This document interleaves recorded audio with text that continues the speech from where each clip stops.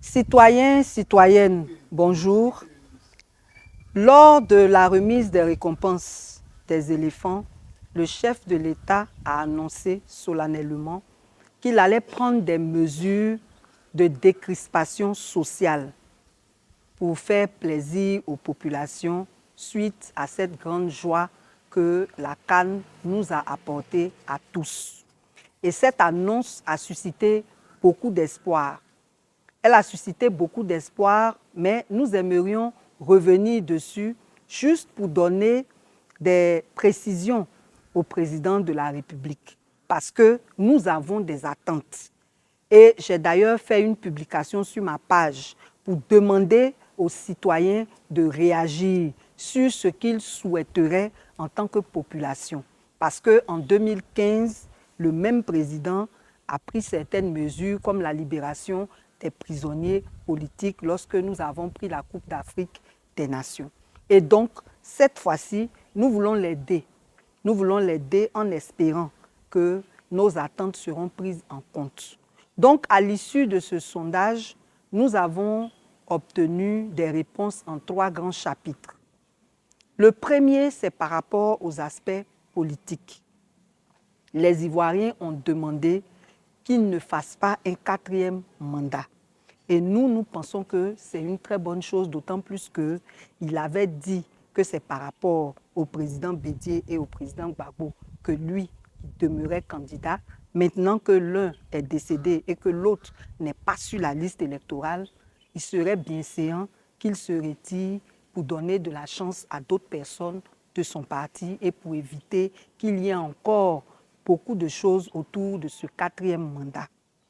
La deuxième chose, c'est par rapport aux prisonniers politiques. Il y a des personnes qui, depuis 2011, sont en prison, notamment les militaires, rien que pour avoir accompli leur devoir républicain. Est-ce que le président de la République serait heureux que si un jour lui n'est pas là, tous les officiers qui ont travaillé sous lui là soient emprisonnés parce qu'ils ont accompli leur devoir? En principe, la réponse est non. Donc pourquoi vous faites subir ça à des gens depuis 2011? Et tous ceux qui leur ont donné des ordres, tous ceux sous les ordres desquels ils ont travaillé sont libres aujourd'hui. Il y a un problème. Il faut donc libérer les prisonniers militaires, mais au-delà d'eux, il y a aussi des prisonniers civils. Certains n'ont même pas encore été jugés et ils subissent des injustices. Donc vraiment, l'idéal serait que si effectivement le mot décrispation a son sens, que tous les prisonniers politiques soient libérés. La troisième chose, c'est par rapport à la CEI. Toutes nos crises ont été électorales. Et la majorité des Ivoiriens, en tout cas la société civile et l'opposition, ont un problème et avec la CEI et avec le Conseil constitutionnel. Une organisation de la société civile nommée l'APDH avait obtenu le 18 novembre 2016 une réforme de la CEI, de la Cour africaine des droits de l'homme et des peuples. Cette réforme n'a pas été effective. On a plutôt assisté à une recomposition après plusieurs subterfuges. Et là, aujourd'hui, cette CEI-là, elle n'est pas consensuelle. Et elle est toujours à problème. Tant au niveau central que dans les CEI locales. Dans les CEI locales même, c'est encore plus grave parce que là-bas, là, il n'y a même pas un seul membre de l'opposition dans la CEI. Donc, il serait souhaitable que la CEI et le Conseil constitutionnel soient réformés pour garantir la paix. Au plan socio-économique, il y a beaucoup de problèmes. Mais nous allons nous en tenir aussi à 3. Le premier, c'est la cherté de la vie. C'est tellement vaste que là aussi, on ne va pas tout développer. Mais les Ivoiriens sont oppressés. Plusieurs ne mangent plus à leur faim. Les paysans même qui produisent là, c'est les plus malheureux parce que les prix des produits ne sont pas respectés. Nous sommes premiers producteurs de cacao. Chez nous ici, là, le cacao est à 1000 francs officiellement. Sur le terrain, là, celui qui a la chance même, on achète ça à 500 et parfois même à crédit. Tandis qu'au Ghana, on paye le kilo à 1900. Au Cameroun, ça varie entre 2000 et 3000 francs le kilo. Il y a un problème. Il y a un véritable problème. Et récemment, une décision a été prise le 15 janvier pour interdire l'exportation des produits vivriers.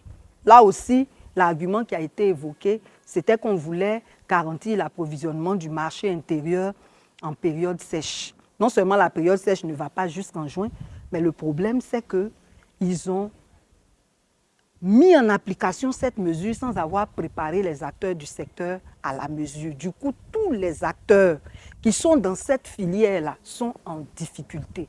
Et les produits pourrissent. Parce qu'ils ont été tellement surpris, le temps de chercher même le circuit pour approvisionner là, les produits sont pourris. Donc là aussi, on n'a pas résolu le problème. Et jusqu'à présent, les prix n'ont pas baissé. On a les mêmes prix là sur le marché. La troisième chose, c'est les déguerpissements abusifs. Il y a des normes en matière de déguerpissement. On dit que les gens sont installés de façon anarchique, mais les responsabilités sont partagées.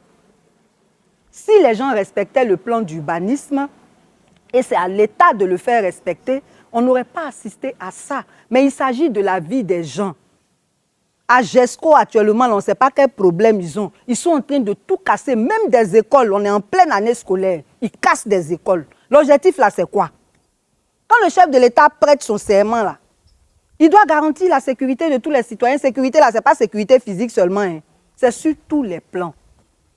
Mais les droits élémentaires sont bafoués. Le droit à l'éducation, le droit au logement, le droit à la santé, il y a un problème. Ce n'est pas l'État qui doit mettre les citoyens dans cette situation. Au plan institutionnel, tout le monde se plaint du train de vie de l'État. Tout le monde se plaint des institutions budgétivores. Quand il y a l'Assemblée nationale, on ne sait pas Sénat, là, ça sert à quoi? Ils ne nous ont jamais montré même qu'eux, ils peuvent s'opposer à quelque chose de l'Assemblée nationale. Un club d'amis où on récompense tout le monde pendant que le peuple souffre. Donc vraiment, Monsieur le Président de la République, nous là, on est lucide. Le jour où vous faites bien là, on va vous dire merci. Et voilà nos attentes. Les merci qui sont venus avant que vous ne fassiez quelque chose là, ça engage ceux qui le font. Mais nous là, voilà nos attentes qu'on vous soumet afin que vous puissiez faire votre devoir qui est celui de garantir le bien-être de tous les citoyens. Que Dieu vous inspire. Je vous remercie.